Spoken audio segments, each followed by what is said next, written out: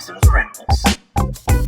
Dude, Awesome Writer here, coming at you with some breaking Power Rangers news. First time we've had that in a while. I was actually just sitting down to record a couple videos for this week because I've been sick and I needed to catch up on some stuff and, you know, get my boom boon on. It's not a weird thing, it's the current Sentai. And then this news dropped. It's the first time we've gotten some significant, like, non-rumor related Power Rangers stuff. And it's based on the toy line. So Power Rangers is officially partnering with Playmates toys to make a kid-focused MMPR line, which is absolutely crazy. There's so many things to talk about with it. One thing I'm not looking forward to is the fan reaction to this. The fans are absolutely toxic when it comes to updates like this. It's just, it was a nice day today. We got the Wolverine and Deadpool trailer. I saw Abigail yesterday, and now I gotta talk about this and deal with the fans. But now that we have that positive attitude set in, let's talk about it. I'll read a couple excerpts, is that a right word? Is that a word? From this little announcement, and I'll put up a little screen grab of the quote that one of them made for this article here. I'm using this article on Toy Book because it was the first thing that popped up.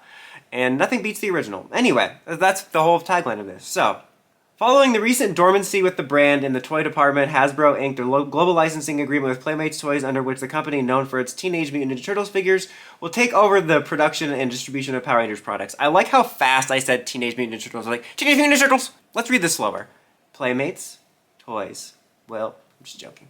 Debut its range beginning with kids-focused MMPR Ranger toy line next year. The deal with Hasbro grants the company rights to develop additional products such as, I'm paraphrasing at that, blasters, plush, role-play, vehicles, accessories, etc.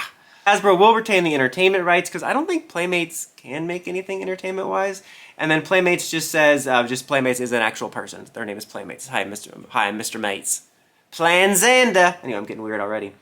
We are honored to work with Hasbro on this reimagining of the iconic franchise toy line for longtime fans and a new generation of children, says Carl Aranoyan, Senior Vice President of Marketing at Playmates. Playmates and Hasbro speak the same toy language and share the same passion for Power Rangers. According to some fans, that might be a lot.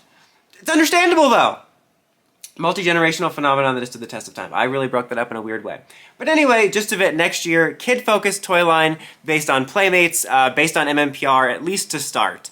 So, so many mixed things. I can already, here's the top reactions. More MMPR! It's woke! Hasbro doesn't care about the brand! It's woke! They're trying to kill the brand! It's woke! Anti-forever! It's woke! So, I don't know. I mean, there's good news, bad news here. I mean, first of all, it's hilarious because Hasbro is a toy company. Most of the owners, actually all the owners in the past, both versions of Saban and Disney, don't really make toys and products and stuff, so obviously they need to outsource to somebody to make the toys. But Hasbro is a toy company, and the fact that they're outsourcing to another company to make the main toys is hilarious. That'd be like going to a restaurant, like going into, like, I don't know, Chili's, and they're like, oh, sorry, I want a burger. Yeah, that's gonna come from Applebee's next door, though. But you can still eat it here.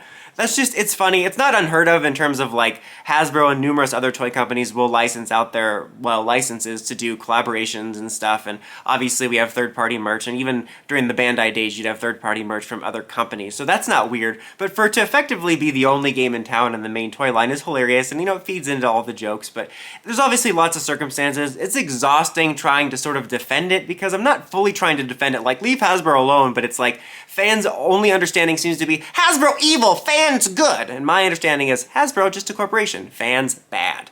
But it's more like, just complicated. We obviously know they're going through major financial issues right now. I'm not defending like, oh my god, leave poor Hasbro alone, but that's obviously why they wanted to do this. You know, unfortunately, when it comes to the brand, whether it's the toys or the show or both, there's been multiple leadership changes and shuffling around, and I think one guy died at some point, so it's been a rocky road for them. I think that there's been multiple times where there's been plans and intentions, but they just constantly keep getting interrupted.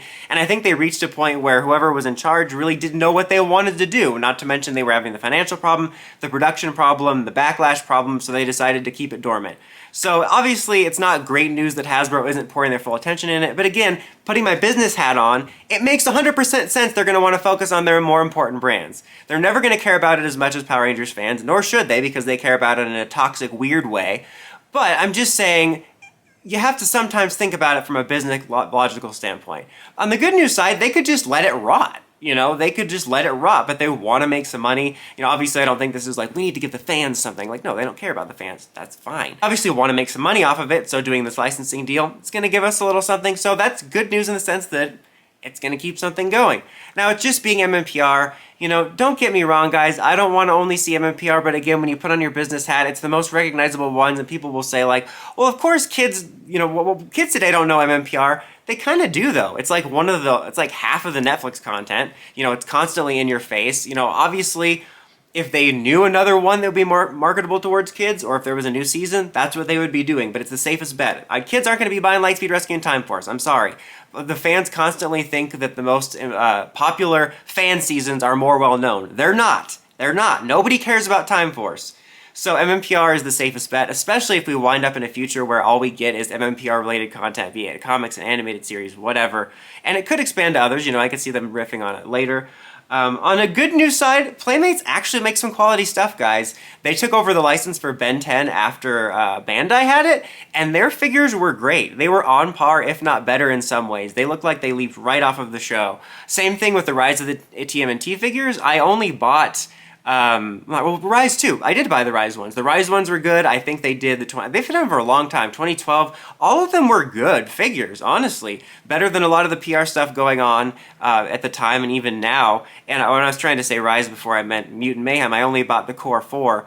And those are great little figures. So I think we're in for some good stuff. They might be some like more kidsy feeling like Playmates, not Playmates, but like Play School type stuff. But by and large, if you look at their stuff for TMNT, they're pretty good products, honestly. We might be in for some stuff that's a lot better than what we were getting with Hasbro, which is kind of crazy. Curious what it means for any, like, collector stuff. Like, will Hasbro ever want to dip into that? Like, if we ever do get the show, or if they want to celebrate some sort of anniversary, would we ever get a Lightning Collection thing that's going on at the same time as the Playmate stuff? I don't know, but it's a good news, bad news situation. It shows what a bad place is in terms of, like, where Hasbro sees it.